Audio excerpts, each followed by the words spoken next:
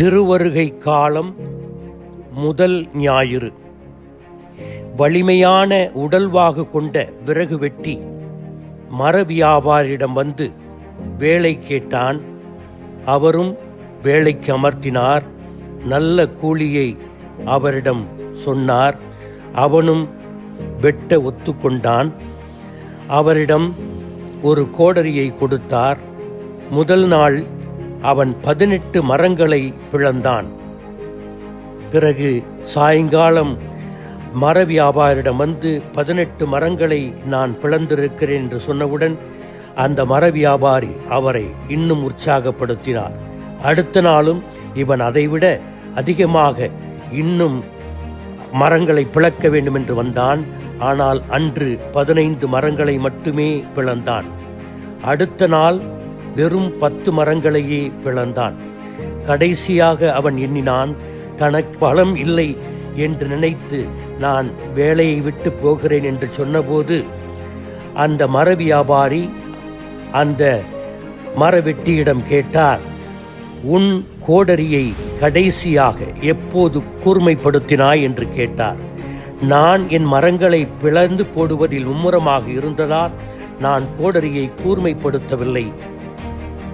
நாம் திருவருகை காலத்தை தொடங்கியிருக்கிறோம்.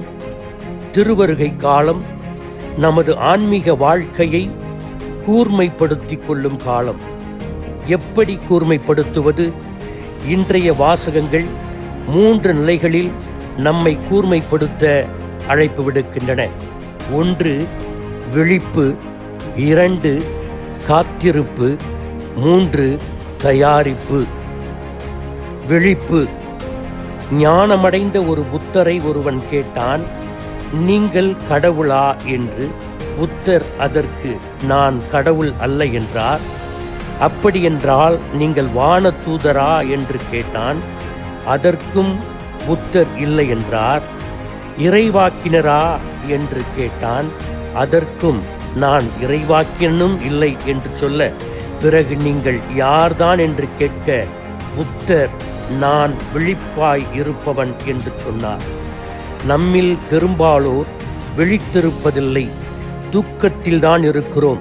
நமது சிந்தனை, சொல், உணர்வு இவைகள் மத்தியில் கூட நமக்கு விழிப்பு கிடையாது. பெரும்பாலான நேரங்களில் தானியங்கி இயந்திரங்களாக செயல்படுகிறோம். விழிப்பு பெற்றவரே ஞானத்தோடு செயல்பட முடியும். 2 காத்திருப்பு. மாணவர் பிசாசுகள் தங்கள் பயிற்சியை முடிக்க பூமிக்கு அனுப்பி வைக்கப்பட்டனர். அவர்கள் பயிற்சி முடிந்த பிற்பாடு சாத்தான் அவர்களை நேர்காணல் காணச் செய்தான். மனிதர்களை நம் பக்கம் திருப்ப எப்படி செயல்படுவீர்கள் என்று ஒருத்தவனை கேட்டபோது, கடவுள் இல்லை என்று நான் அவர்களிடம் சொல்லுவேன் என்று சொல்ல, சாத்தான் கோபமடைந்து நம் எதிரி உயிரோடு இருக்கிறார் என்பது எல்லோருக்கும் தெரியும், இது சரியல்ல என்றவுடன் இன்னொருவன் வந்து நரகம் இல்லை என்று நான் சொல்லுவேன் என்று சொன்னவுடன் சாத்தான் எரிச்சல் அடைந்து லட்சக்கணக்கான கருக்கலைப்புகளுக்கு பிறகு மக்கள் அனைவருக்கும் நரகம் இருப்பது தெரியும் என்று சொன்னார். 3வது பிசாசு. அவன் சொன்னான், நான் மக்களிடம் இன்னும் நிறைய நேரம் இருக்கிறது என்று. இந்த காத்திருப்பு நேரம்தான் நம்முடைய பாவம் செய்கின்ற நேரம். காத்திருப்பு அதிகமாக நாம் தொய்வடைகிறோம், சோம்பேறியாகிறோம், பாவம் செய்கிறோம், போராட்ட களத்தில் நமக்கு ஞானத்தை இழக்கிறோம். ஆண்டவர் இயேசு காலம் தாழ்த்தவே எப்படி மற்றவர் செயல்படுவார் என்பதை பல உவமைகள் வழியாக எடுத்துரைக்கிறார்.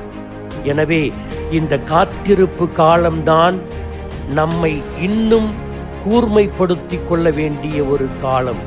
ஆன்மீக அறிவை, ஆன்மீக ஞானத்தை கூர்மைப்படுத்திக் கொள்ள வேண்டிய காலம். அப்படி நாம் கூர்மைப்படுத்தாமல் இருந்தோம் என்றால் காத்திருப்பு காலத்தில் பாவங்கள் செய்து பலவிதமான தண்டனைகளுக்கு நாம் ஆளாக நேரிடும். 3. தயாரிப்பு. திருவருகை காலம் ஒரு தயாரிப்பின் காலம். நம்மை இறைவனுடைய வருகைக்கு தயார்படுத்துகிறது. முக்காலத்துக்கும் சொந்தக்காரர் கடவுள். எனவே முக்காலத்தை நாம் இங்கே நினைவு கூறுகிறோம். 1. வரலாற்றில் பிறந்த இயேசுவை நினைவு கூறுகிறோம். 2. இரண்டாம் வருகையின் போது வர இருக்கின்ற இயேசுவை, எதிர்காலத்தை நாம் நினைவு கூறுகின்றோம். 3.